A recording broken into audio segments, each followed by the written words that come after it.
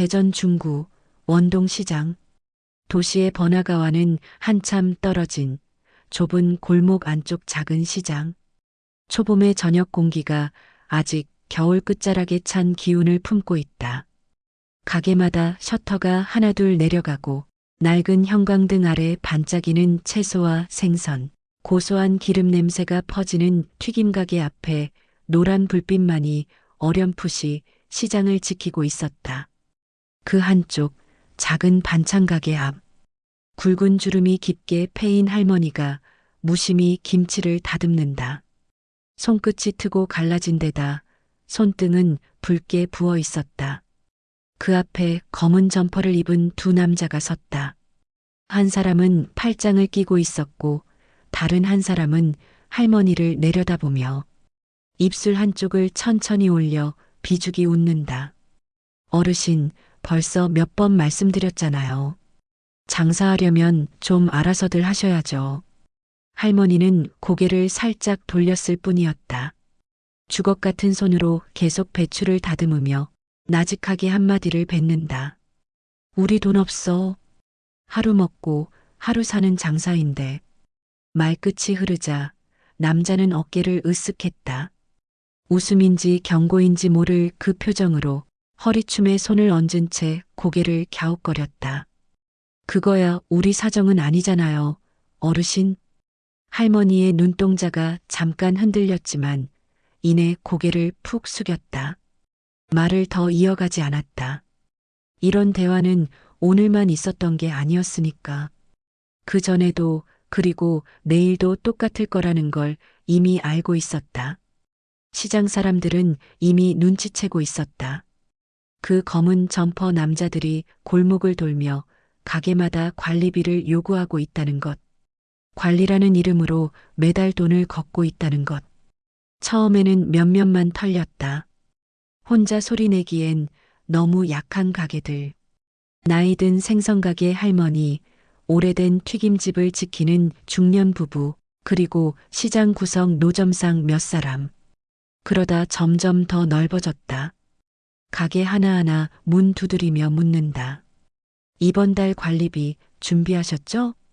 거절하면 다음날 가게 앞에 쓰레기가 쌓였다. 시장에서 누군가 장난삼아 퍼뜨린 나쁜 소문이 흘렀다. 저 가게 뭔가 문제 있다더라. 손님들이 발길을 돌렸다.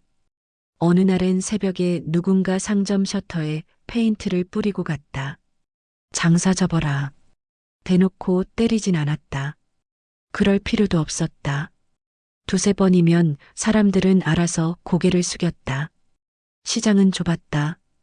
누구 하나 나서면 그 다음은 자기 차례였다. 고개를 들어 바라보면 늘 저 골목 끝자락에 몇 명이 서 있었다. 담배를 문 채 누가 눈길 한 번만 잘못 줘도 금방 다가올 것 같은 그런 기운. 하지만 아무도 똑바로 바라보지 않았다. 고개를 숙이고 눈을 피하고 입술을 깨물며 조용히 돈을 준비했다. 원동시장. 이 작은 시장이 그렇게 천천히 무너지고 있었다. 시장 골목을 조금만 올라가면 나오는 단정하고 반듯한 2층 건물의 은혜교회. 하얗게 칠한 외벽은 군더더기 없이 깔끔했고 입구엔 큼지막한 나무 십자가가 걸려 있었다. 밤이면 십자가 위로 은은한 불빛이 켜졌지만 결코 화려하거나 튀지는 않았다. 전체적으로 조용하고 절제된 느낌이 강했다. 예배당 내부도 마찬가지였다. 정갈하게 정렬된 나무 의자들, 붉은 카펫이 깔린 통로, 가운을 갖춰 입은 성가대, 그리고 설교단 뒤 반듯하게 붙은 성경 구절 액자. 누가 보더라도 교회답다, 단정하다, 질서가 있다고 말할 수 있는 곳이었다. 하지만 그 단정함 속에는 어딘가 숨막히는 정적이 있었다. 율법과 질서를 내세우며 실제의 삶과는 거리를 두고 있는 공간. 그곳이 바로 변화전의 은혜교회였다. 이곳에서는 매주 화요일, 금요일 저녁 작은 무료 급식이 열렸다. 긴 테이블 위로 소박한 밥과 국, 김치 몇 가지. 한 사람 이름도 모를 노인들과 시장 상인들이 앉아 따뜻한 밥 한 끼를 나눴다. 이한진 목사. 그는 언제나 이 자리 맨 앞에 서 있었다. 밥을 나르고 국을 푸고 어깨를 토닥이며 말을 건넸다. 오늘 장사는 좀 어떠셨어요, 할머니? 할머니는 고개를 숙이며 밥숟가락을 꼭 쥐었다. 대답은 없었다. 이한진은 그걸 안다. 이곳 사람들이 어떤 얼굴로 하루를 살아내는지, 눈빛 속에 웅크린 두려움과 체념이 어떤 건지. 왜냐하면 그 자신도 한때는 이 사람들의 편이 아니었으니까. 그들에게 두려움을 심어주던 그 무리의 한 사람이었으니까. 시장 안에서는 이상한 소문이 퍼지고 있었다. 밥을 받아가던 노인들 사이, 틈틈이 장사하던 상인들 사이. 은혜교회 목사 원래 조직 쪽이었다더라. 옛날에 꽤 이름 날렸대. 그 동네에서. 진짜야? 설마 그런 사람이 지금 목사라고? 그 소문은 곧 교회 안에도 번져갔다. 가장 먼저 박영준 장로의 귀에 들어갔다. 은혜교회의 최고참, 재정과 장로회를 담당하고 있는 사람. 시장에서 오래 장사해온 상인회 회장과도 가깝게 지냈던 그였다. 교회 재정을 단단히 쥐고 있는 인물. 헌금의 흐름을 하나하나 지켜보는 사람. 박영준 장로는 어느 날 저녁 회의가 끝나고 조용히 이한진 목사를 불렀다. 목사님, 헌금 집행이 요즘 좀 이상합니다. 이한진이 고개를 들었다. 장로의 승인 없이 급식소로 빠져나간 항목이 많아요. 특히 외부인들에게 사용된 내역이 많더군요. 이한진은 잠시 말이 없었다. 박 장로의 시선은 날카로웠다. 하지만 목소리는 여전히 부드러웠다. 목사님, 이 노인들 우리 교인 아닙니다. 그 말에 이한진은 천천히 숨을 들이마셨다. 그리고 조용히 한마디를 남겼다. 하지만 주님은 굶주린 이들을 외면하지 말라고 하셨습니다. 박 장로는 표정을 굳혔다. 손가락 끝으로 테이블을 두드리며 말했다. 그건 개인적으로 하셔야 할 일이지. 교회 헌금은 목사님의 사적인 감정으로 움직일 수 있는 돈이 아닙니다. 이한진은 조용히 고개를 숙였다. 그 얼굴에 스친 오래된 죄책감, 그리고 그 죄책감 너머로 꺼지지 않는 결심이 있었다. 박영준 장로는 그날 밤 다른 장로들과 모임을 가졌다. 두어 명의 집사들도 함께였다. 목사님 요즘 헌금 집행 너무 자기 멋대로입니다. 재정 회계도 불투명해요. 장로의 결의 없이 급식소에 저렇게 쓰는 건 솔직히 말해서 과거가 과거잖아요. 우리가 어떻게 알아요? 진짜 이게 봉사인지 다른 뭔 속셈이 있는 건지. 그 자리에는 아예 노골적으로 불신의 목소리가 오갔다. 이한진은 그 소문도 그 시선도 모르는 척하지 않았다. 그는 매일 기도했다. 그리고 매주 그 무료 급식소에서 사람들을 맞이했다. 하지만 그 겨울 시장에는 여전히 검은 점퍼 남자들이 서 있었다. 눈을 피하는 상인들, 그리고 점점 더 높아지는 그들의 목소리. 돈 안 내면 알아서 생각하세요. 부하 하나가 작은 반찬 가게 앞에서 입을 열었다. 반찬 가게 할머니가 봉투를 건네려다 손을 떨었다. 봉투 안쪽엔 꼬깃꼬깃한 1,000원짜리와 동전 몇 개. 장사도 잘 안 되고 이 돈마저 내면 오늘 저녁 거리에서 라면 하나 사 먹기도 어려운 형편이었다. 남자는 헛웃음을 지으며 봉투를 뺐었다. 그 안에는 고작 몇 장의 1,000원짜리와 몇 개의 동전뿐. 남자가 헛웃음을 지었다. 이거 뭐야 이게. 순간 뒤에서 어떤 남자가 조용히 입을 열었다. 됐어. 부하가 멈칫하며 돌아봤다. 짧게 잘린 머리, 군더더기 없는 검은 복장, 그리고 눈매는 예리하되 피곤한 그림자가 얹혀 있는 남자. 강철민. 이 구역 시장을 관리하기 위해 파견된 조직 중간 보스.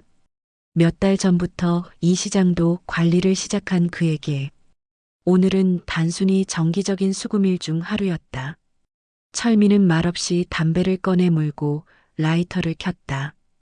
이 할머니는 이번엔 그냥 넘어가. 예, 내가 메꿀 테니까. 오늘은 됐다고. 목소리는 낮았지만 반박할 수 없게 단호했다. 부하는 고개를 갸웃했지만 더 말은 없었다. 철민이 돌아서는 그 순간 할머니의 눈에 눈물이 고였고 철민은 잠시 시선을 피하다가 천천히 돌아섰다. 그저 어딘가 먼 곳을 바라보는 얼굴이었다. 멀지 않은 기억 속 자신이 시장 바닥에 웅크리고 있던 소년이었단 걸. 그는 자기도 모르게 떠올리고 있었다.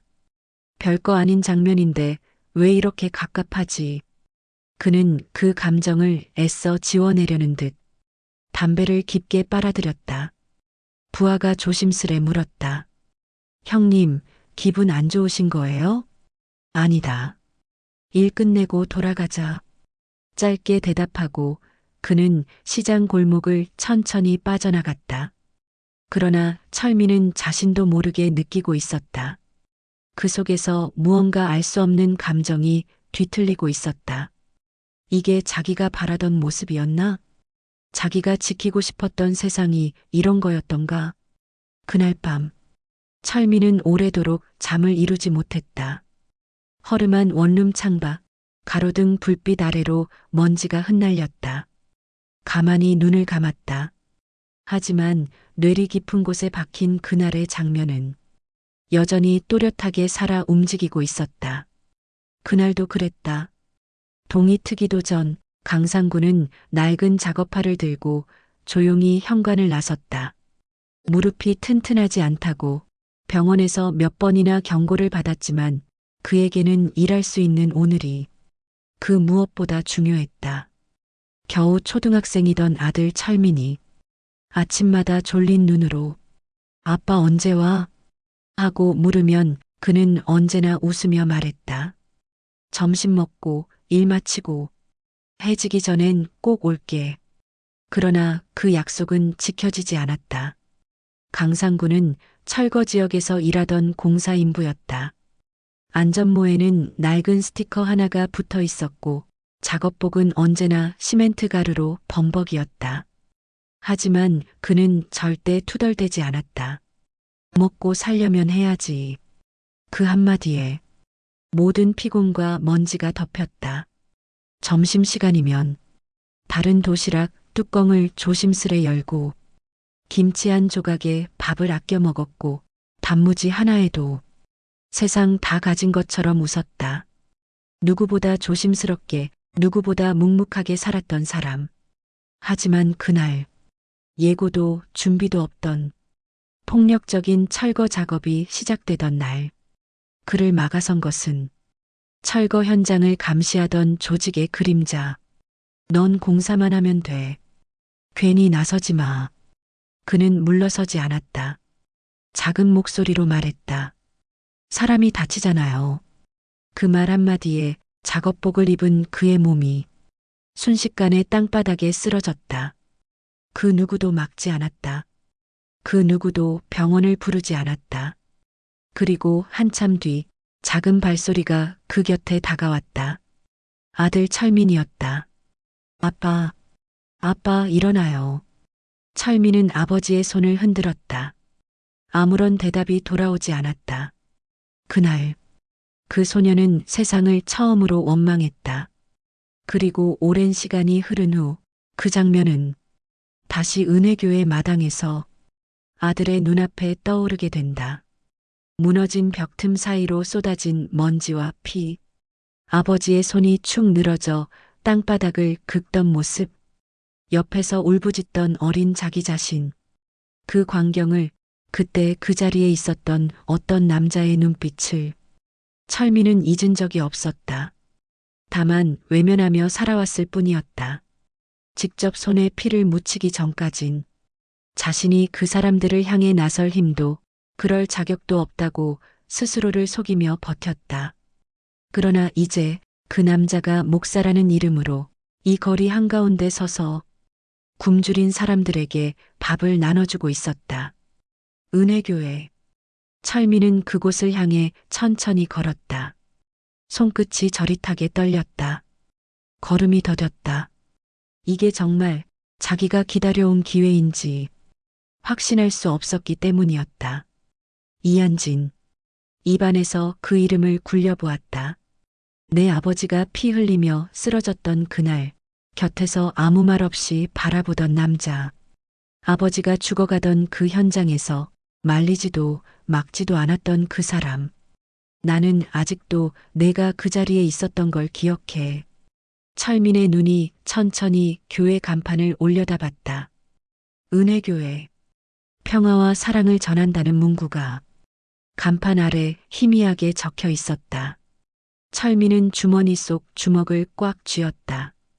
그리고 깊은 숨을 한번 들이마셨다. 이제 시작이었다. 원동시장 골목은 여전히 싸늘했다. 봄바람이라지만 가게 셔터가 내려간 골목길은 바람이 더 매서웠다. 바람보다 더 서늘한 건 그 시장 안을 배회하는 검은 점퍼 물이었다. 이한진 목사는 그날도 늦게까지 교회 사무실에 앉아 있었다. 장로회와의 마찰은 계속되고 있었다. 헌금 문제, 재정보고, 급식소 운영 방안. 교회가 복지센터냐는 말이 노골적으로 오가던 자리였다. 회의가 끝난 후 모두가 떠난 예배당 안. 이한진은 조용히 남아 기도했다. 하지만 입술은 떨렸고 눈을 감아도 평안은 오지 않았다. 이 길이 정말 맞는가? 나는 내가 옳다고 믿는 일을 하고 있는가? 아니, 혹시 내가 여전히 그날의 내가 아닌가? 그런 생각들이 가슴 안을 뱅뱅 돌았다. 기도가 아니라 자책이었다. 그날도 밤늦게 급식소 뒷마당을 정리하고 있을 때였다. 철민이 나타났다. 어둠 속에서 담배를 입에 문 채 벽에 등을 기대고 있었다. 목사님. 이한진은 돌아섰다. 아직 그 청년의 이름도 그의 속내도 모른 채였다. 이전처럼 그저 시장 골목의 또 하나의 불안한 젊은이쯤으로만 여기고 있었다. 늦은 시간입니다. 무슨 일입니까? 철민은 담배를 바닥에 비벼 끄며 말했다. 여기 밥 주는 데잖아요? 근데 밥만 주나요? 그냥 배고픈 사람만 챙기는 데예요? 이한진은 그 말에 잠시 눈을 감았다. 그가 하는 말이 단순한 질문이 아니라는 걸 알았다.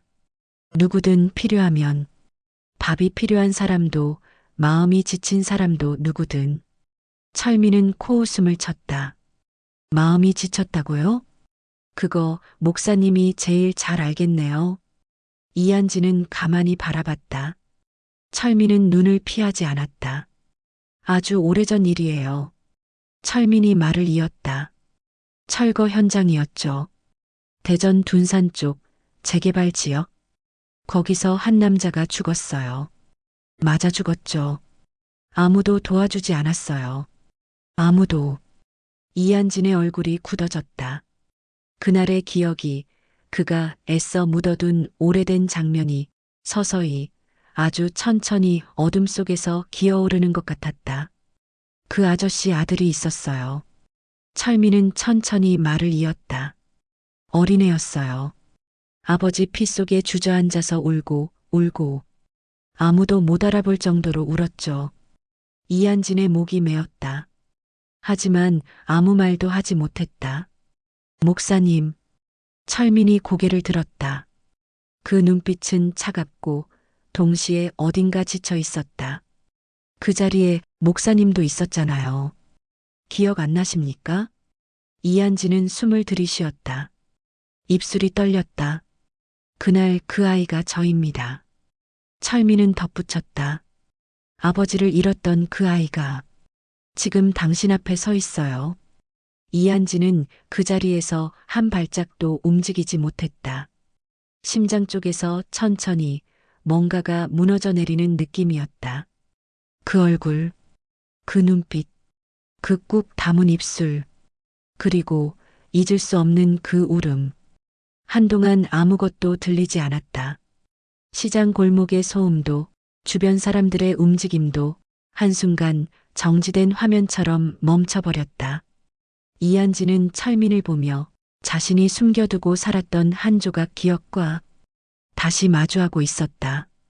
애써 속으로 부정했지만 그 눈빛은 너무 닮아 있었다. 그날 쓰러진 아버지 옆에서 울던 소년. 손으로 얼굴을 감싸며 왜 아무도 우리 아버지를 지켜주지 않느냐고 절규하던 아이. 자신은 그날 그 현장을 알고도 외면했다. 그날을 잊을 수 없었다. 그는 그 자리에 있었다. 그러나 아무것도 하지 못했다. 철거 반대가 극심했던 날. 현장엔 이미 조직의 실무 인력들이 배치돼 있었고 그는 당시 중간 보스 자격으로 상황을 정리하러 갔다. 시끄러운 고함과 몸싸움. 공사장 진입로에서 말리는 사람도 막는 사람도 없이 한 인부가 쓰러졌다. 강철민의 아버지. 그리고 그 순간 누군가가 등 뒤에서 둔기로 내리쳤다. 피가 땅에 스며들었다. 이한지는 뒤늦게 그 장면을 목격했다. 이미 벌어진 일이었다. 형님 어쩌죠? 사람 죽은 것 같아요. 부하의 말에 그는 잠시 말을 잃었다. 몸이 떨렸다. 그건 계획된 업무 처리가 아니었다. 그는 주변을 둘러봤다. 아이 하나가 울고 있었다. 그 남자의 아들이었다. 가슴을 찢는 울음. 아버지 일어나요. 현장을 울리는 그 외침. 그날 그는 그 아이를 똑똑히 보았다. 그러나 아무 말도 아무 행동도 하지 못했다. 경찰? 병원? 조직의 이름이 드러나면 모든 게 무너진다. 정리하고 나와. 우린 없던 일로 해야 해. 그는 그렇게 뒤돌아서야 했다. 그때부터 그는 잠을 이룰 수 없었다. 피 묻은 손으로 먹는 밥, 주먹으로 지배하는 세상, 그 모든 게 더는 정의롭다 느껴지지 않았다. 그리고 어느 날 밤, 그는 우연히 한 작은 교회 앞을 지나던 중 어둠 속에서 조용히 빛나는 십자가를 보았다. 무엇에 이끌린 건지도 모른 채 그는 문을 열고 들어갔다. 찬송가가 울려 퍼지고 있었고 예배당 맨 뒤 그는 처음으로 고개를 숙여 울었다. 하나님, 나 같은 놈도 돌아갈 수 있을까요?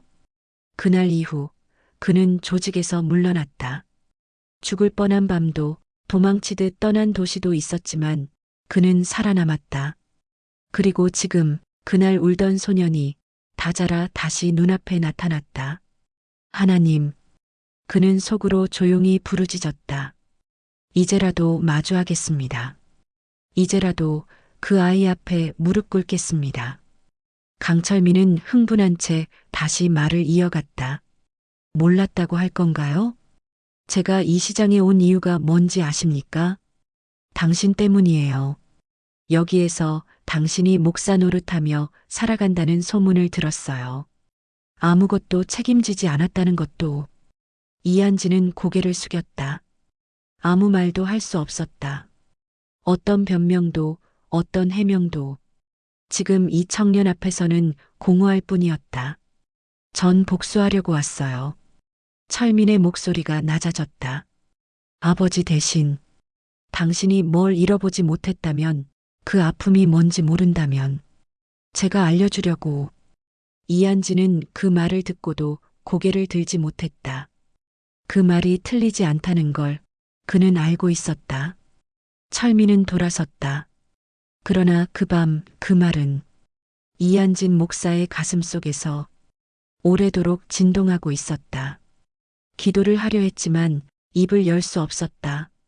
주님, 이 죄를 어찌해야 합니까? 며칠이 흘렀다. 원동시장 골목 끝 장사 준비로 분주해야 할 이른 아침인데도 가게 문이 반쯤 닫혀 있었다. 상인들끼리 수군거리는 소리가 끊이지 않았다. 어제 그 쌀가게 아저씨도 맞았다며? 그래. 대들었다가 가게 유리 박살났대. 그 집도 겨우 먹고 사는 판인데 이러다 우리도 다음은 우리 차례 아니야? 서로 눈치를 살폈다. 누구 하나 먼저 나서지 못했다. 누군가 벌벌 떨며 입을 열었다.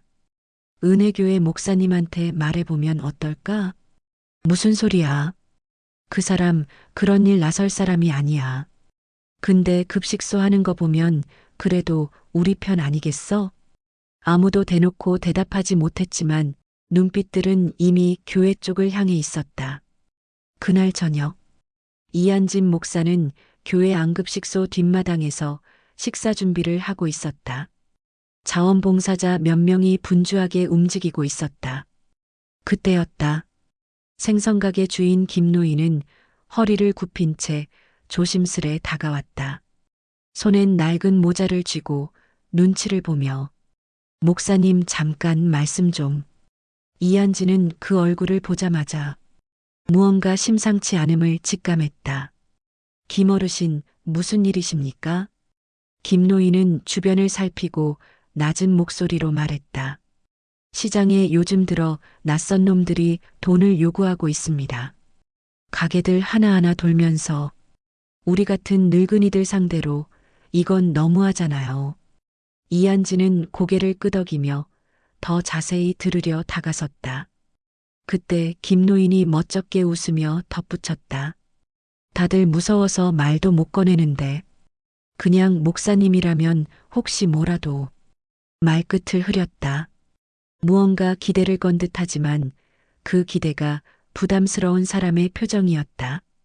이한진은 한참을 말이 없었다. 그 얼굴을 바라보다가 조용히 물었다. 혹시 그 사람들 누가 시키는지 아십니까? 김노인은 움찔했다. 고개를 숙이며 아주 작은 소리로 말했다. 그 무리 중에 강철민이라고 있어요. 그 이름, 그 목소리. 이한진은 몸이 굳어졌다. 그 사람이 제일 위인가요? 그건 잘. 근데 다들 그 사람 말 듣는 것 같아요. 김노인은 그렇게 말하고 모자를 다시 꼭 쥐었다.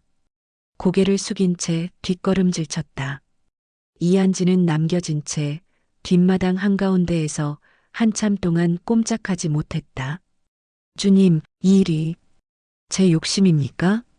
아니면 정말 주님이 원하시는 일입니까? 창밖에서 바람 소리가 흘렀다. 어디선가 풍경이 흔들리는 소리가 들려왔다. 그날 밤 이한진은 처음으로 철민의 얼굴을 다시 떠올렸다. 그 소년, 울음을 멈추지 못하던 피범벅이 된 아이, 그리고 지금 분노로 가득한 젊은이. 내가 저 아이의 삶을 망가뜨렸나? 이한진의 마음은 그렇게 무너져갔다. 며칠째 이한진은 강단에 서지 않았다. 주일 설교는 부목사가 대신했다. 목사의 자리는 비어 있었지만 그 빈자리가 오히려 더 많은 말을 하고 있었다. 장로들은 분주했다. 목사님 요즘 너무 감정적으로 행동하십니다. 과거 문제는 그렇다 치고 교회 재정 운영은 심각해요. 이건 직무유기입니다. 회의 안건은 점점 노골적으로 흘러갔다. 목사 직무 정지. 몇몇 장로들은 이미 표정을 굳혔다. 그들의 시선은 의심과 분노, 그리고 은근한 승리감으로 얼룩져 있었다. 그날 저녁 이한진은 작은 사택 거실에 홀로 앉아 있었다. 탁자 위엔 다 식은 커피, 열리지 않은 성경책 한 권. 그는 오랫동안 그 책을 바라보다가 천천히 손을 뻗었다. 그러나 페이지를 넘기지 못했다. 손끝이 떨리고 있었다. 머릿속에는 자꾸만 그날 강철민의 말이 맴돌았다. 그날 그 자리에서 목사님, 당신은 봤잖아요. 내 아버지가 죽던 거 다른 놈들하고 다를 게 없었어요. 그냥 보고만 있었잖아. 이한진은 두 손으로 얼굴을 감쌌다. 숨이 막혔다. 세월이 흐르면 잊힐 줄 알았다. 기도하고 봉사하면 지워질 줄 알았다. 그러나 사라지지 않았다. 오히려 더 또렷했다. 그 작은 소년이 눈물에 젖어 아버지의 피 묻은 손을 붙잡고 울던 모습. 그 장면이 지금도 그의 눈앞을 막았다. 하나님, 왜 이런 자를 이 자리로 부르셨습니까? 그는 입술을 깨물었다. 참으려 했던 눈물이 비집고 나왔다. 한때는 저 아이처럼 자기가 세상을 증오했다. 죽이고 부수고 약한 자들 위에 군림하는 것이 이기는 길이라 믿었다. 그런 자신이 이제 사랑을 말하고 용서를 말하는 사람이라니 스스로가 웃음거리 같았다. 그날 밤 이한지는 시장 골목으로 나섰다. 셔터가 모두 내려간 거리. 가로등 불빛 아래 바람만이 스치고 지나갔다. 반찬 가게 앞 작은 의자에 앉아 허리를 숙이고 있는 할머니를 보았다. 손에는 다시 쭈글쭈글한 1,000원짜리 봉투가 들려 있었다. 그 작은 돈을 매번 갈취당하면서도 할머니는 시장을 지키려 애쓰고 있었다. 이한지는 멀리서 그 모습을 바라보며 다시 생각했다. 나는 무엇을 지키려 이 자리에 선 건가? 그가 다가서기도 전에 골목 끝에서 검은 점퍼 차림의 남자들이 걸어왔다. 철민도 그 중에 있었다. 담배를 깊게 빨았다가 천천히 연기를 뿜으며 다가왔다. 할머니가 봉투를 내밀자 철민이 한 손으로 봉투를 막았다. 오늘은 그냥 가세요.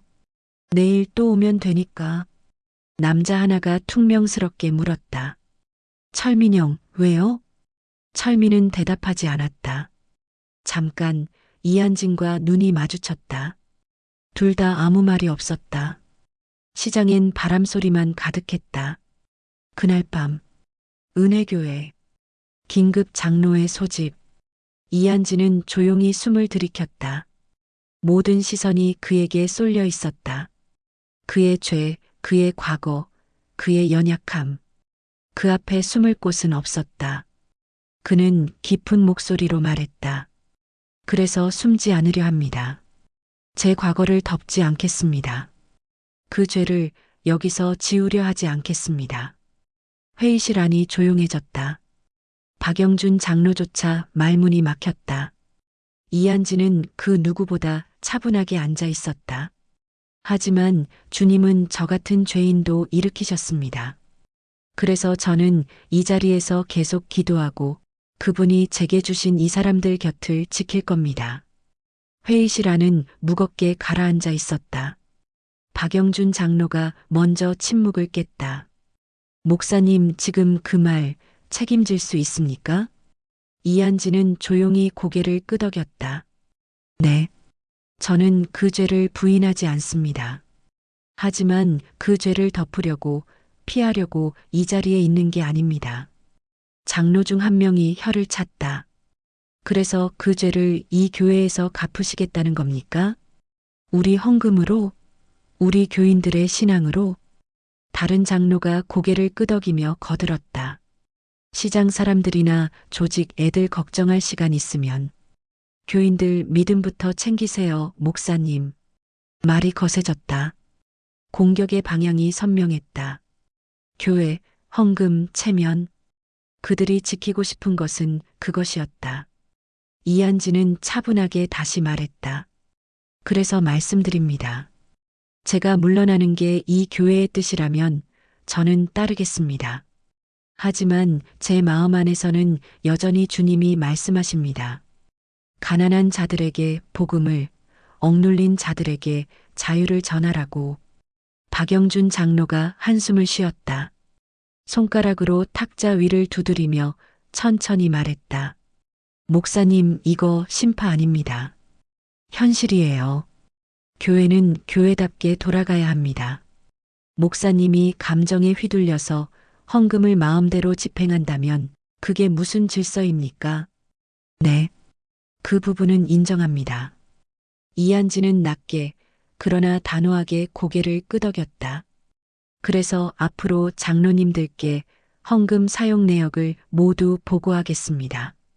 단 급식소와 시장 지원은 제가 목회자로서 끝까지 책임지겠습니다. 박영준 장로가 눈썹을 치켜세웠다. 장로의 승인 없이요? 승인 없이는 못합니다. 하지만 필요성을 설득해 보이겠습니다. 헌금이 아니라면 제 개인 사비로라도 감당하겠습니다. 말을 아끼던 장로 하나가 작게 웃으며 비꼬았다. 목사님, 그러다 또 조직 시절 돈 쓰는 거 아니죠? 이한진의 표정이 잠시 굳었다. 그러나 곧 그는 고개를 숙였다. 그 죄도 제 몫입니다. 그래서 저는 더 조심하고 있습니다. 회의실 안이 다시 조용해졌다. 장로들은 설득되지 않았다. 오히려 더 경계했고 더 분노했다. 하지만 동시에 이한진의 태도는 그들의 예상과 다른 방향으로 흘러가고 있었다. 회피하지 않고 싸우지도 않고 그냥 버티고 있는 사람. 박영준 장로가 일어나며 회의를 정리했다. 이 문제 다음 회의 안건으로 다시 올리겠습니다. 오늘은 여기까지. 회의실 문이 닫히는 순간까지 그 누구도 이한진에게 따뜻한 눈길을 주지 않았다. 오히려 냉랭했다. 회의는 싸늘하게 끝났다. 장로들은 서류를 챙기며 일어섰고 누구 하나 이한진을 향해 눈길을 주는 이가 없었다. 다만 툭툭 울리는 의자 끄는 소리와 묵직한 발소리만이 회의실을 가득 채웠다. 이한진은 마지막까지 고개를 들지 않았다. 손끝만 조용히 깍지 낀 채 그 자리에 홀로 남아 있었다. 기도하듯 눈을 감았다. 그들의 말이 틀리지 않다는 것을 어쩌면 그 누구보다 잘 알고 있었다. 하지만 그렇다고 이 길을 멈출 수도 돌아설 수도 없었다. 이날 밤 철민은 조직 보스에게 호출됐다. 확실히 정리해. 급식소도 닫게 하고 시장도 조용하게 만들어.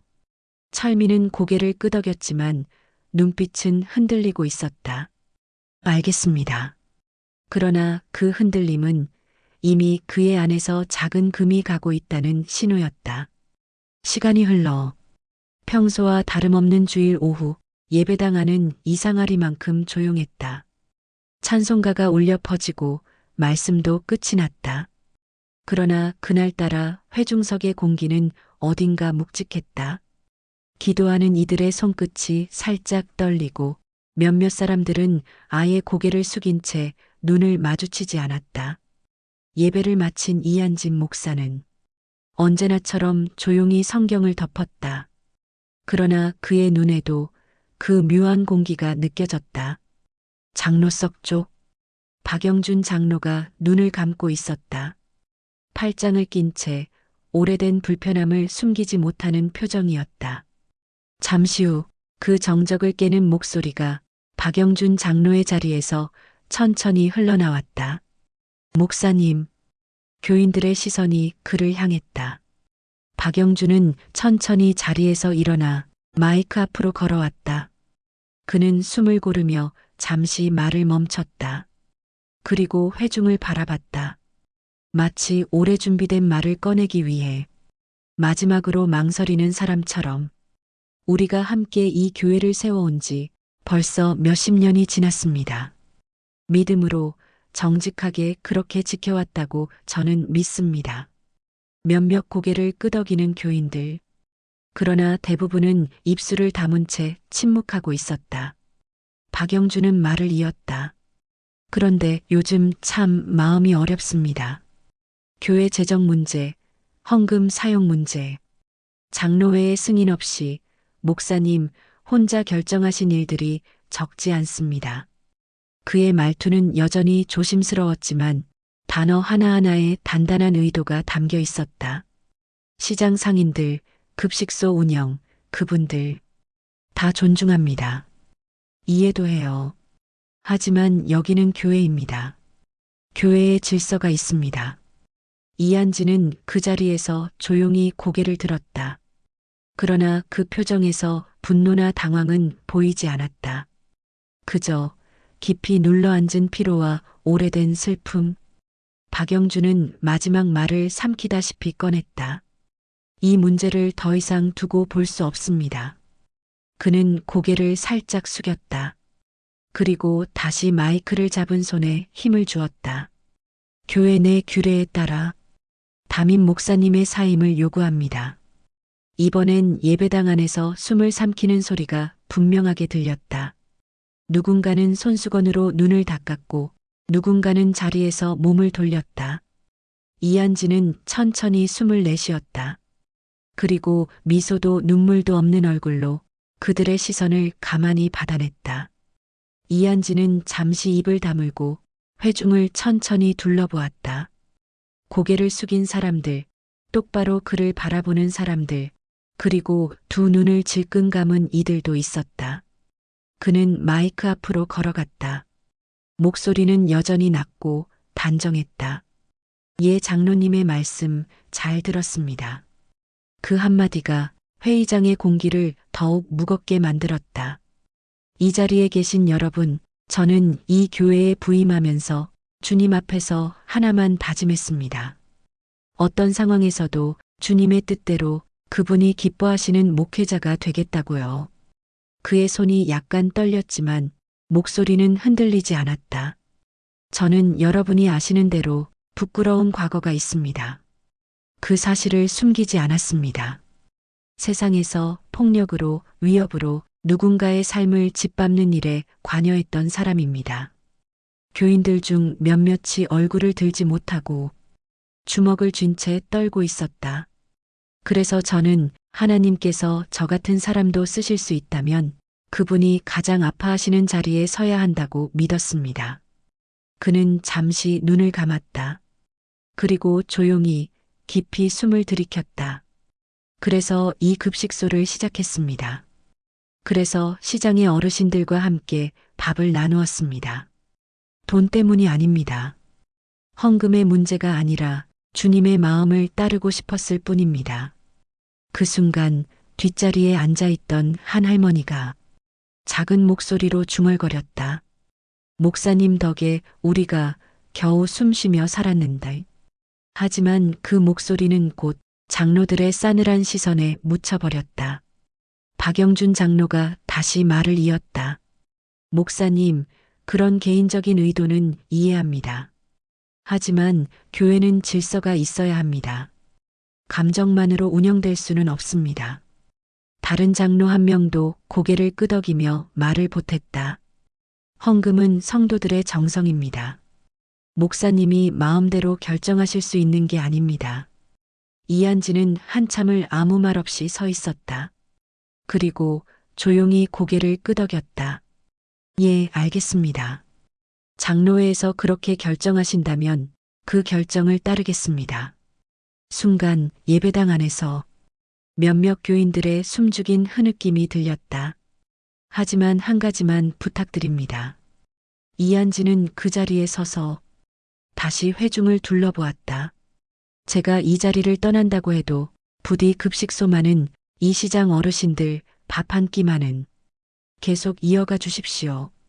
아무도 쉽게 대답하지 못했다. 그 말 뒤로 고요만이 흘렀다. 이한지는 미소도 분노도 없이 조용히 마이크를 내려놓았다. 소문은 삽시간에 퍼졌다. 가게 문을 닫고 335 모인 상인들 사이에서 언뜻언뜻 들리는 이야기. 은혜교회 목사님 잘린다더라. 그래, 벌써 그렇게 된 거야? 장로들이 사임 요구 냈다던데 사람이라는 게 원래 그릇이 있는 거라잖아. 뭐, 과거가 과거라서. 누군가가 쓴웃음을 지으며 한마디 덧붙였다. 그래, 처음부터 그 사람 소문이 안 좋았어. 싸늘한 분위기. 술잔이 탁자에 부딪히는 소리만 들렸다. 그러나 그 말이 떨어지기가 무섭게 생선가게 김할머니가 천천히 술잔을 내려놓았다. 그분 아니었으면 여기 우리 중에 몇은 벌써 굶어 죽었을 거야. 김할머니의 목소리는 크지 않았다. 하지만 술집 안의 사람들은 순간 말없이 고개를 돌렸다. 지난 겨울 우리 집 남편 아팠을 때 내가 어떻게든 벌어오려고 새벽마다 나왔는데 그 목사님이 그거 아시고 밥이라도 굶지 말라고 매번 챙겨줬어요. 할머니는 젖은 눈으로 말끝을 흐렸다. 괜히 그러는 거 아냐? 사람이라면 은혜는 알아야지. 탁자에 팔을 올리고 고개를 떨군 채 오래 침묵하던 옆자리의 철물점 사장이 한마디 했다. 그래서 우리가 뭘 할 수 있는데? 그 물음에 아무도 선뜻 대답하지 못했다. 그저 김할머니가 고개를 들며 사람 하나하나의 얼굴을 바라봤다. 우리가 못 지키면 누가 지켜주겠어. 작은 가게 안 뜨겁던 술자리의 열기는 식어가고 있었다. 대신 말로 하기 어려운 무거운 결심 하나가 그들 사이에 퍼져가고 있었다. 그 시각, 은혜교회. 밤이 깊어 교회 마당엔 아무도 없었다. 시장 골목과 멀지 않은 거리였지만 이곳은 마치 다른 세상처럼 고요했다. 예배당 안 십자가 아래 작은 초 하나가 깜빡이고 있었다. 이한진 목사는 그 앞에 앉아 있었다. 오랜 시간 무릎을 꿇고 더는 기도도 나오지 않아 고개를 떨군 채 피곤에 지친 어깨, 손끝은 무릎 위에서 미세하게 떨리고 있었다. 이게 끝인가? 한참을 그렇게 앉아 있었다. 그런데 이상하게도 가슴 한가운데 작은 울림이 있었다. 아직 아니다. 마치 누군가가 속삭이는 것처럼 지금껏 수없이 넘어졌던 날들 속에서도 다시 일어설 수 있었던 이유. 그 이유가 다시 그 안에서 조용히 고개를 들고 있었다. 한지는 천천히 숨을 내쉬었다.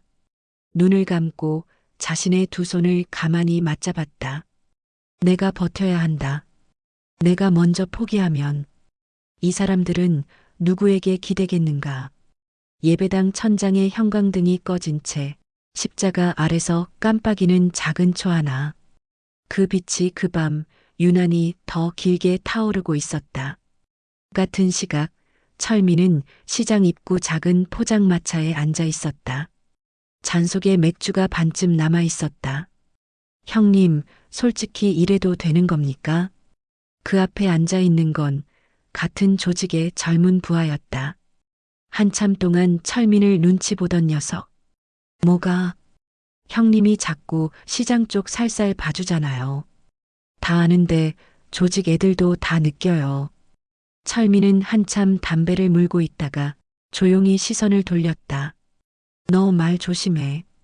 형님 저 미안한데 이건 보스한테 보고해야 할 것 같습니다. 부하는 잔을 내려놓고 일어섰다. 철민은 눈을 감았다. 아무 말도 하지 않았다. 그로부터 이틀 뒤 조직 보스의 호출. 철민아.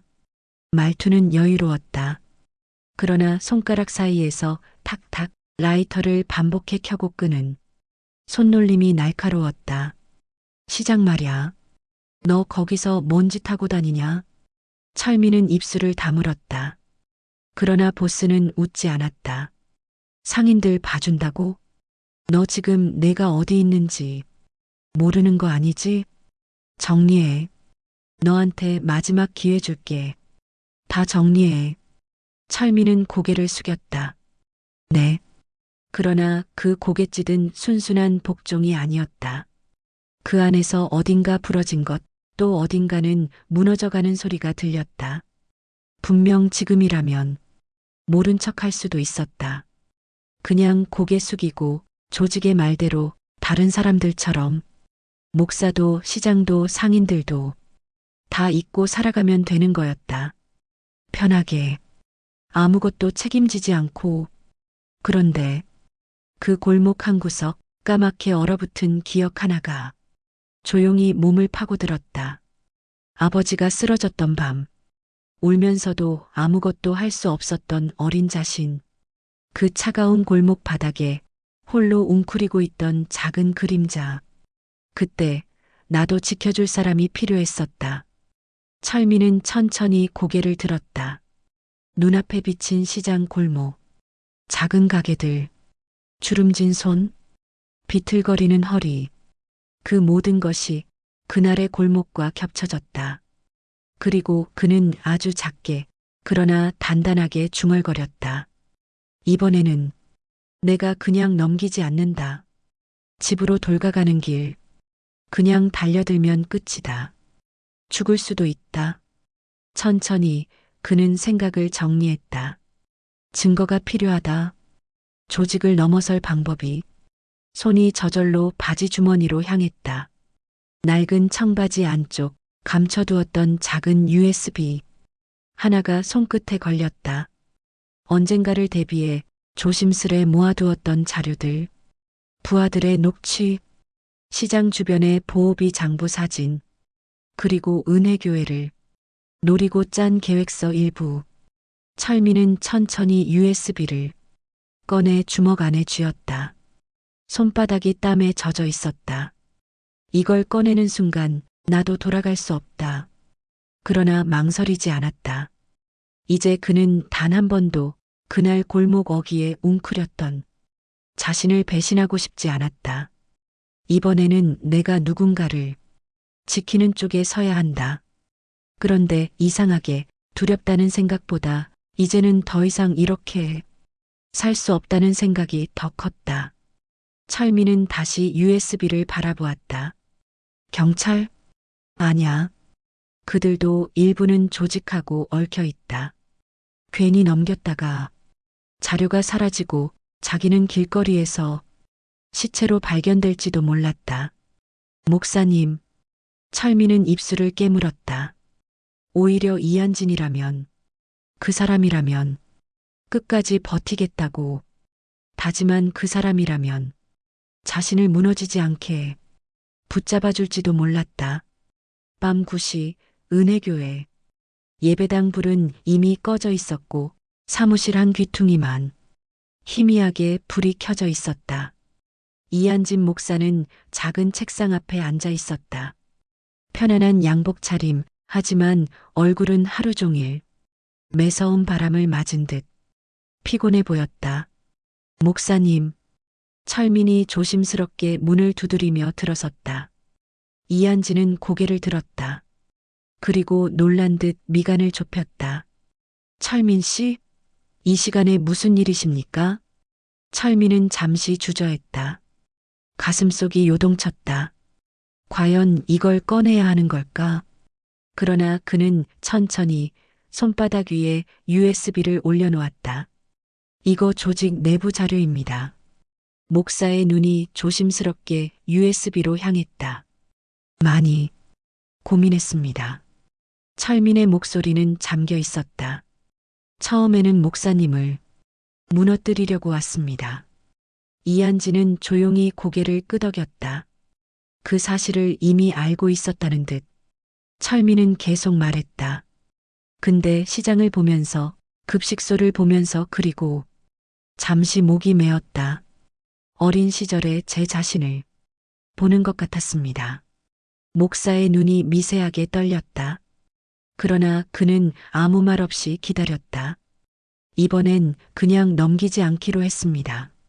철민은 USB를 목사에게 내밀었다. 저도 같이 싸우겠습니다. 그 한마디가 떨어지자 은혜교회 사무실 안은 숨소리조차 사라질 듯 고요해졌다. 이한진은 USB를 두 손으로 받았다. 한동안 그저 묵묵히 손바닥 위 작은 물건을 바라보았다. 그 눈빛 안에는 감사와 슬픔, 그리고 아직 끝나지 않은 싸움에 대한 결연함이 모두 담겨 있었다. 잘 오셨습니다. 이한진이 낮게 말했다. 철민 씨. 그는 조용히 고개를 들었다. 이번 싸움은 결코 쉽지 않을 겁니다. 하지만 어둠은 결국 빛을 이길 수 없습니다. 철민은 힘주어 고개를 끄덕였다.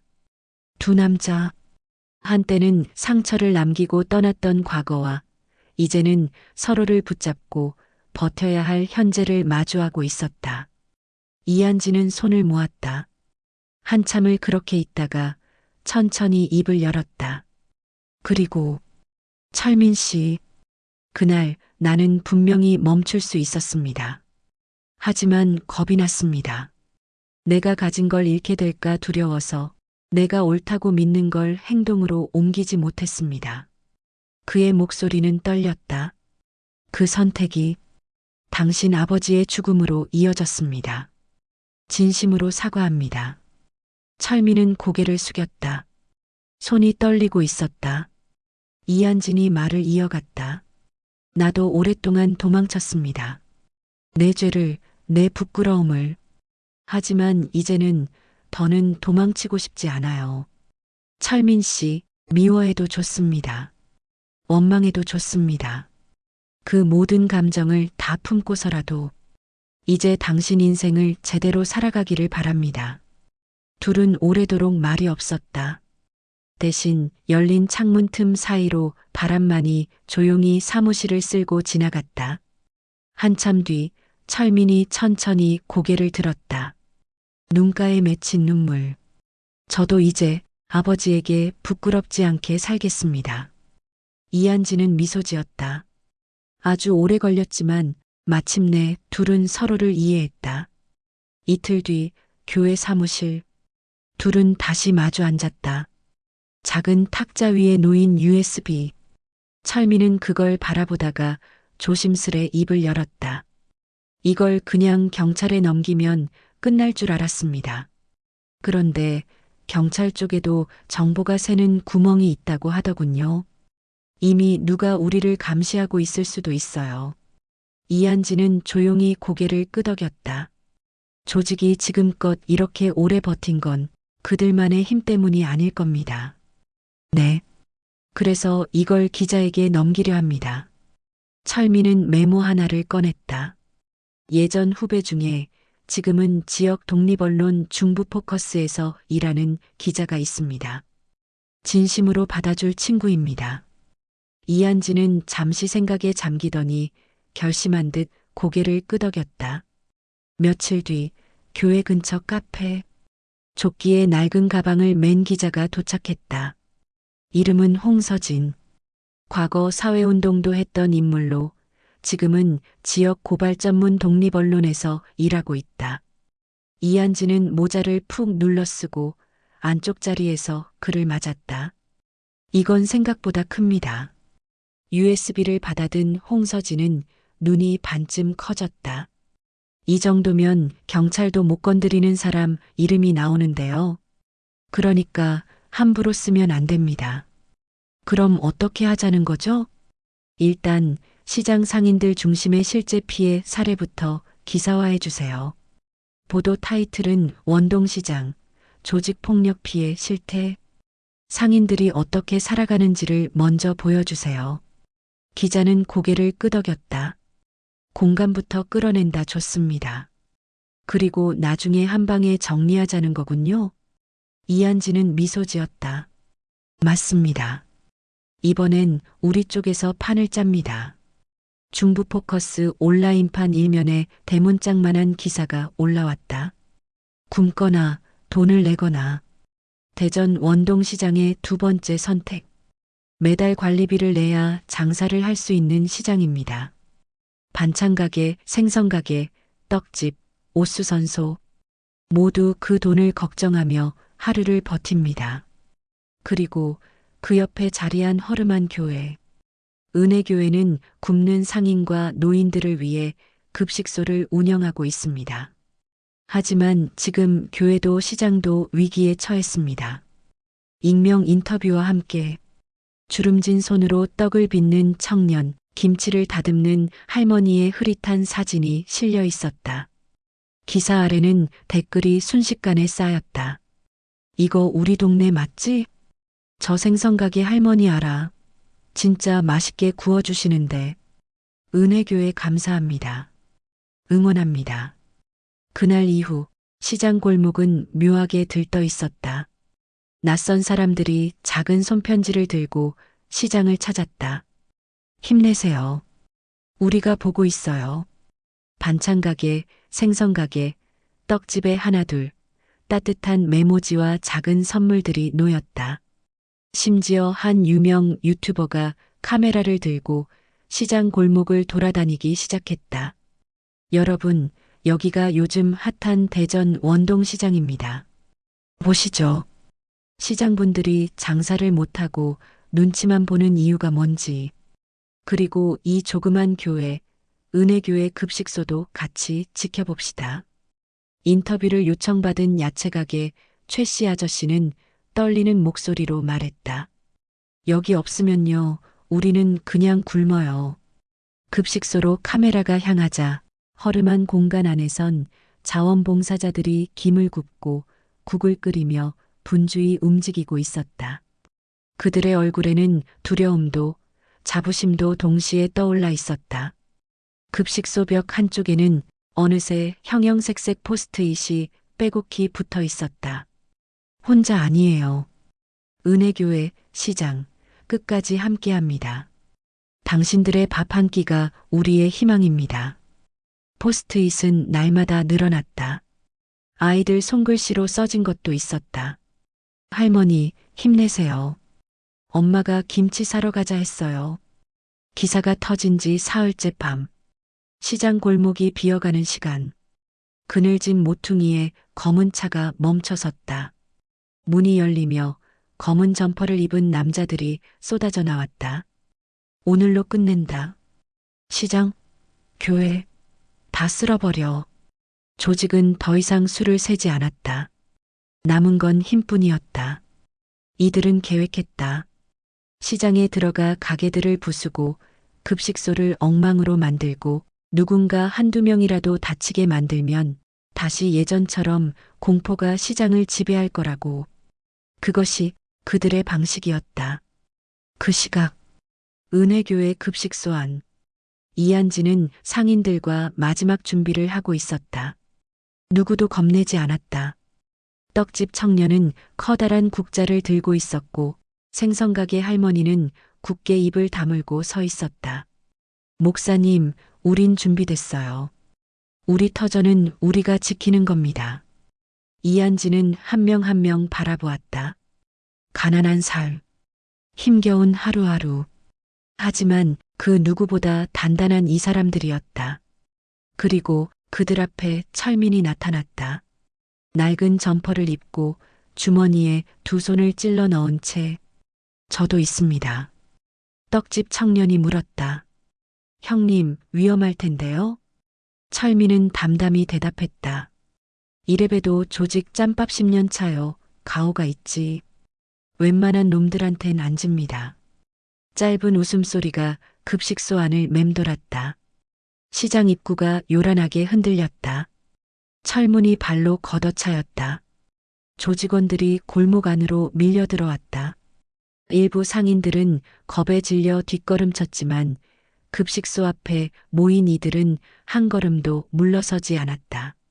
비켜, 부숴버릴 거니까. 조직원 하나가 소리쳤다. 그 순간 철민이 앞으로 걸어나갔다. 여긴 안 돼. 조직원들이 멈칫했다. 뭐야 너? 철민은 웃지도 화내지도 않았다. 그저 담담했다. 조직 보스가 직접 걸어 나왔다. 짙은 주름과 검은 코트, 차가운 눈빛. 그는 철민을 노려봤다. 배신했구나. 아니요 형님. 철민은 짧게 대답했다. 그냥 이젠 사람답게 살라고요. 그게 우리 아버지가 하늘에서라도 이 한심한 아들놈한테 바라는 게 아닌가 싶어요. 잠깐의 정적, 그리고 거친 고함과 함께 조직원들이 달려들었다. 하지만 놀랍게도 시장 사람들도 밀리지 않았다. 급식소 벽에서 커다란 국자와 빗자루, 심지어 쌀포대까지 들고 맞섰다. 누구도 물러서지 않았다. 떡집 청년은 한 명을 쓰러뜨리고 생선가게 할머니는 빗자루를 휘두르며 악착같이 버텼다. 철민은 앞장섰다. 한 손으로 상대를 제압하고 다른 손으로 넘어지는 사람들을 끌어올렸다. 그리고 얼마 지나지 않아 경찰차 사이렌 소리가 골목을 울렸다. 지역 기자들과 유튜버들이 카메라를 들고 골목을 찍기 시작했다. 조직은 당황했다. 이 자식들 다 찍히잖아. 보스는 철민을 한 번 더 노려봤다. 그리고 이를 악물고 외쳤다. 철수해. 조직원들은 우왕좌왕하며 골목을 빠져나갔다. 남은 건 부서진 간판 몇 개, 그리고 끝까지 서로를 지키며 서 있는 시장 사람들이었다. 잠잠해진 원동시장. 그러나 급식소 마당은 아직 어지러웠다. 깨진 국그릇 조각, 쏟아진 쌀, 구겨진 천막 한 귀퉁이. 지난 싸움의 흔적이 그대로 남아 있었다. 생선가게 김할머니가 흙 묻은 손으로 철민의 소매를 살짝 잡았다. 정말 괜찮겠냐, 청년아. 이번엔 진짜 큰일 날 수도 있어. 철민은 고개를 들었다. 눈동자는 단단하고 흔들림이 없었다. 천천히 주머니에서 작은 USB 하나를 꺼내 보였다. 철민은 이한진을 똑바로 바라보며 말했다. 목사님, 이 싸움은 제가 끝냅니다. 지금까지는 목사님과 모두 덕분에 여기까지 올 수 있었지만 마지막은 제 몫입니다. 철민의 말이 끝나자마자 야채가게 최씨 아저씨, 떡집 청년, 그리고 뒤따라온 시장 상인들이 조심스럽게 철민 주위로 모여들었다. 누군가는 모자를 벗고 누군가는 고개를 깊이 숙였다. 이한진 목사는 가만히 손을 내밀었다. 철민은 망설이지 않고 USB를 목사 손에 쥐어주었다. 그날 거칠게 갈라진 손바닥들, 주름진 주먹들이 하나둘 철민의 어깨 위에 얹어졌다. 시장 골목 어귀로 하얀 봄빛이 비쳐들었다. 철민은 돌아서서 무거운 발걸음으로 경찰서를 향해 걸었다. 이번에는 어린 시절의 자신을 외면하지 않기로 결심했기에. 그날 오후 대전 중부경찰서 민원창구에 낡은 점퍼 차림의 남자가 혼자 나타났다. 시장 조직 갈취 및 협박건, 내부 제보하러 왔습니다. 관련자입니다. 책임도 함께 지겠습니다. 수사관은 고개를 들었다. 성함이 강철민입니다. 강철민의 자백으로 시작된 수사는 생각보다 오래 걸렸다.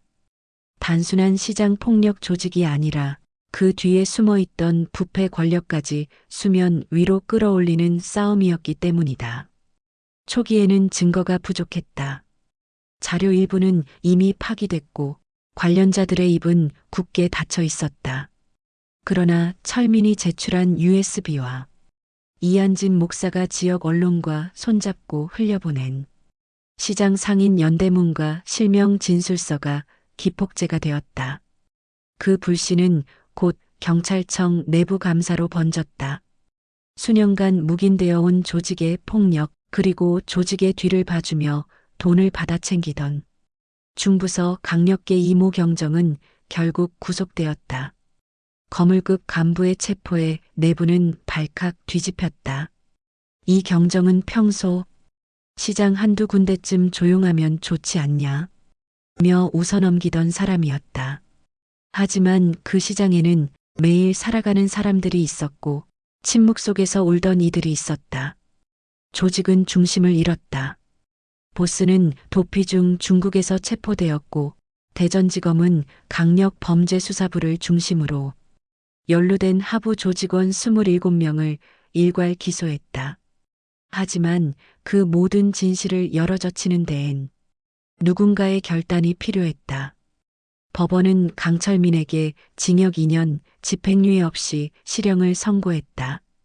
조직의 일원이었고 직접 폭력에 가담한 혐의가 명백했기 때문이다. 그러나 재판부는 판결문에 이렇게 남겼다.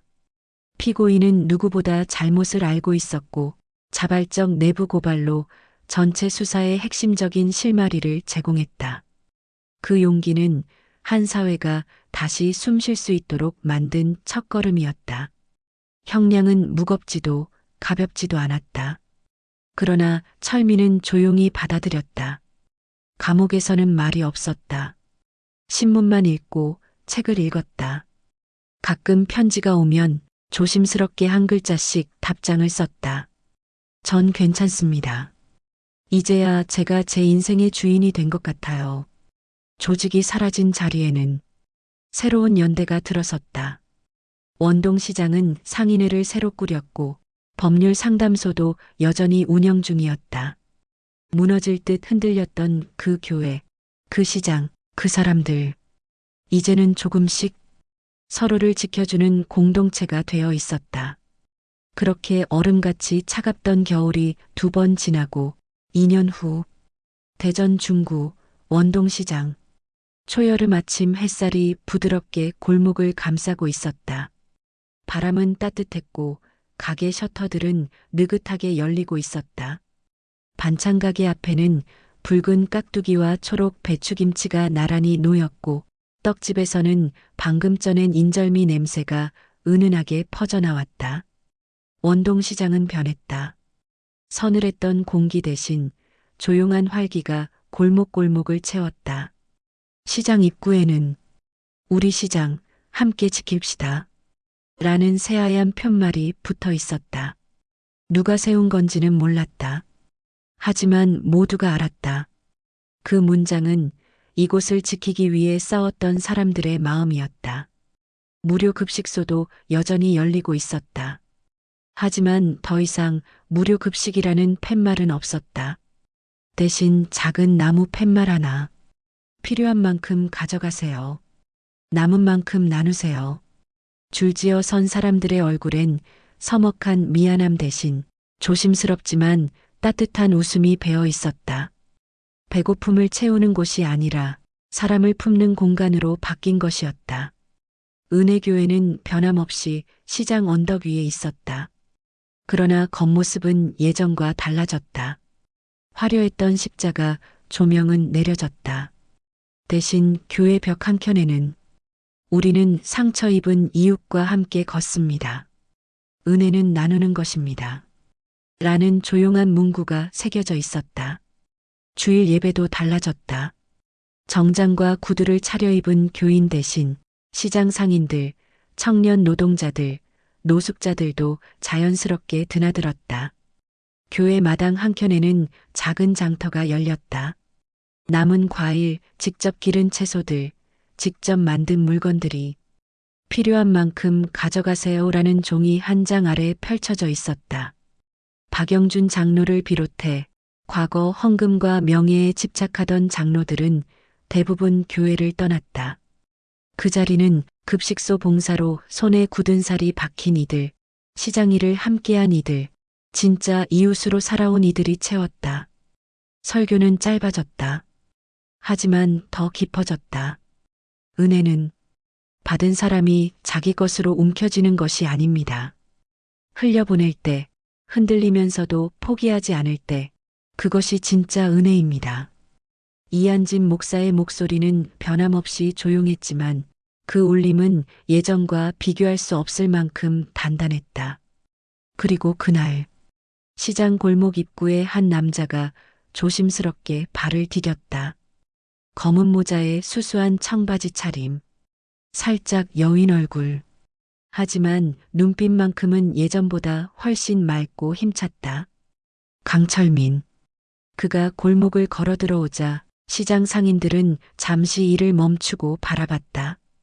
떡집 사장, 야채가게 최씨 아저씨, 생선가게 김할머니. 익숙한 얼굴들이 조심스럽지만 따뜻한 눈길을 보냈다. 가장 먼저 다가온 건 김할머니였다. 굽은 허리를 펴며 주름진 손으로 철민의 팔을 살짝 잡았다. 왔구나, 청년. 짧은 인사. 하지만 그 속에는 2년 동안 말로 다하지 못한 마음이 담겨 있었다. 철민은 그 앞에 고개를 깊이 숙였다. 늦었습니다, 할머니. 목소리는 조금 떨렸지만 그 떨림은 부끄러움이 아니라 다짐이었다. 그때 은혜교회 급식소 쪽에서 이한진 목사가 걸어왔다.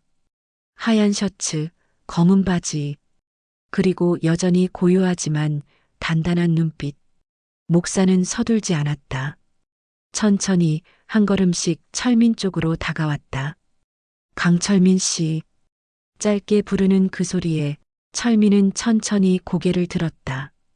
이한진은 부드럽게 그러나 힘주어 말했다. 돌아와줘서 고맙습니다. 순간 철민의 가슴 어딘가가 벅차올랐다.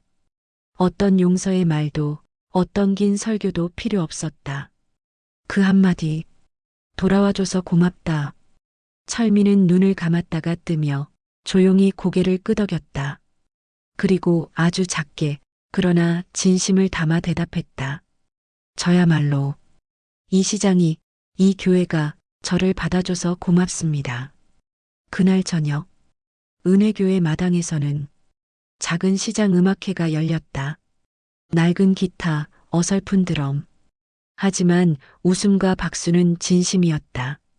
손주를 아는 할머니, 장사를 마친 상인들, 교회 청년들, 아이들, 모두가 둘러앉아 처음으로 진짜 공동체가 된 것 같았다. 한쪽 구석, 철민은 조용히 앉아 음악을 듣고 있었다. 그때 저 멀리 낡은 라면 박스를 끌며 지나가는 작은 소년이 보였다. 작고 힘겹고 왠지 낯익은 모습. 철민은 자리에서 일어났다. 천천히 소년 쪽으로 걸어갔다. 그리고 아무 말 없이 소년의 손에 얹힌 무거운 박스를 가볍게 들어 올려 주었다. 소년이 놀란 눈으로 그를 올려다봤다. 철민은 부드럽게 웃었다. 힘들지? 같이 가자. 그리고 둘은 천천히 골목을 걸어갔다. 초여름 저녁 햇살 속 웃음소리와 음악이 어우러진 시장 골목을